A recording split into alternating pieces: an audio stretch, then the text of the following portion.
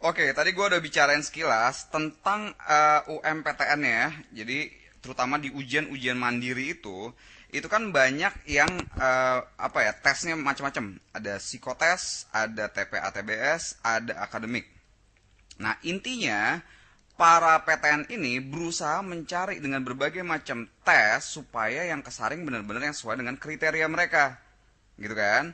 Nah kriterianya ya tadi udah gue bilang juga, yang pasti mereka nyari yang cerdas, coba cari yang kreatif, terus juga mau bekerja keras, terus kemudian juga open minded, mungkin mau belajar terus. Karena apa? Intinya mereka mencari orang-orang yang menurut mereka bisa ngikutin pelajaran di sana di kuliahnya nanti cocok dan bisa lulus dengan bagus dan berkontribusi banyak gitu ya. Nah, jadi kan kalau dengan tes-tes ini udah nggak zaman kan, pokoknya ngakal-ngakalin dengan cara cepat, ngafalin cara, ngafalin prosedur, ngafalin rumus, udah bukan zaman deh. Intinya sekarang gimana caranya? Kita sesuaiin aja, lo ubah diri lo supaya sesuai dengan kriteria nih.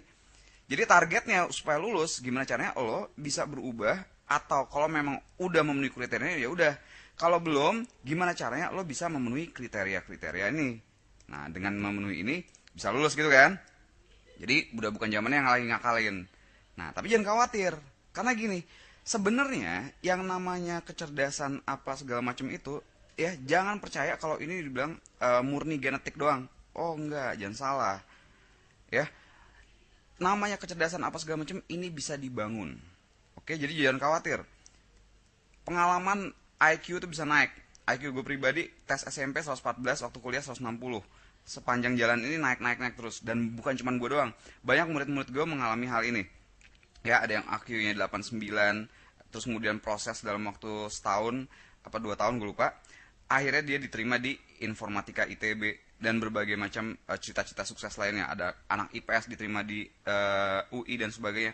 Karena ada prosesnya. Jadi ini ada prosesnya nih. Ini bisa semua ini bisa dibangun. Ya, memang genetik tuh ngaruh. Ya, kecerdasan itu ngaruh di dalam hal kecepatan misalnya. Kecepatan. Nah, kecepatan berpikir atau mungkin memori yang lebih kuat itu ngaruh. Tapi yang lebih ngaruh lagi adalah pola berpikir. Ya, pola berpikirnya atau softwarenya. Kalau ini otak doang itu hardwarenya, pola berpikir itu softwarenya kalau analogi komputer. Nah, software ini bisa diinstal gitu loh. Jadi software ini bisa diinstal di otak lo. Intinya lo harus tahu bagaimana sih dasar-dasar berpikir benar, dasar-dasar berpikir konsep dan sebagainya, dan mengembangkan kreativitas. Nah, intinya itu. Oke? Jadi gue review ya. Otak itu hardwarenya. Ini bisa diinstal dengan software untuk berpikir benar dan sebagainya. Nah, dengan install ini diharapkan nantinya akan jadi cerdas dan sebagainya gitu kan. Gue ngomong cerdas bukan cerdas doang ya, berbagai macam komponen yang mengikutinya, yang memenuhi kriteria gitu ya. Itu bisa. Dan gue yakin banget itu bisa karena gue mengalami bertahun-tahun, banyak murid gue yang mengalami pengembangan drastis kayak gitu. Makanya gue juga terjun di pendidikan, di education, karena poin dari education ini adalah membuat jadi cerdas, bukan cuman tahu ini tahu itu atau akademik jadi ya dicekokin dengan berbagai macam ilmu, bukan. Tapi intinya adalah menjadi yaitu tadi cerdas dan sebagainya ini, ya itu poin dari education. Oke? Nah, kan tadi gue juga udah bilang bahwa nantinya soal-soalnya ini memang dirancang untuk menyeleksi, ya sebagai seleksi sesuai nggak lo dengan kriteria itu kan. Nah, ada soal-soal yang modelnya psikotes, ada TPA TBS, dan ada akademik. Gue juga udah bilang bahwa karena soal-soalnya itu untuk seleksi yang memenuhi kriteria ini, nah ini dia nih masalahnya nih. Soal-soal ini agak beda dengan kebiasaan belajar lo untuk tes-tes evaluasi. Dia bedanya di mana? Itu tadi, kebanyakan kalau tes evaluasi caranya udah jelas, apa segala macam udah jelas. Sedangkan di sini justru lo dituntut untuk kreatif untuk ngerjain soal. Cobain aja lo kerjain soal UMB, USM, UMUGM, SNMPTN, pasti ada deh ide-ide yang ajaib gitu kan. Juga konsep-konsep bener-bener mateng. Dan lo dibutuhkan untuk jeli, lo dituntut nih untuk jeli, untuk menganalisis secara cermat logikanya seperti apa. Nah, di bagian inilah, di the next slide ya, slide berikutnya gue akan jabarin contoh-contoh soalnya kayak apa dan di mana jebakan-jebakannya. Gue akan kasih contoh. Oke, Jangan lupa kalau belum daftar demo sama tips, daftar deh. Gue akan kasih tips mingguan ya. Macam-macam tuh ada tipsnya untuk ningkatin TO.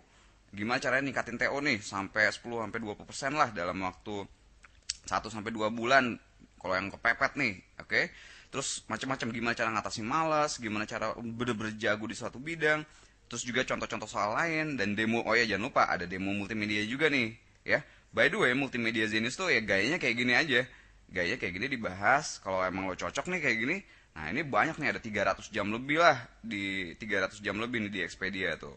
Ya, matematika, fisika dari mulai teori dan sebagainya, sampai motivasi juga ada, tips, strategi, basic skills, TPA, TPS, banyak lah. Oke? Coba ya lo login gratis, daftar, lihat semuanya, ya. Ingat di next slide gue akan tunjukin contoh-contoh soal dan di mana jebakan-jebakannya. Contoh-contohnya bagaimana mereka membutuhkan kreativitas dan konsep.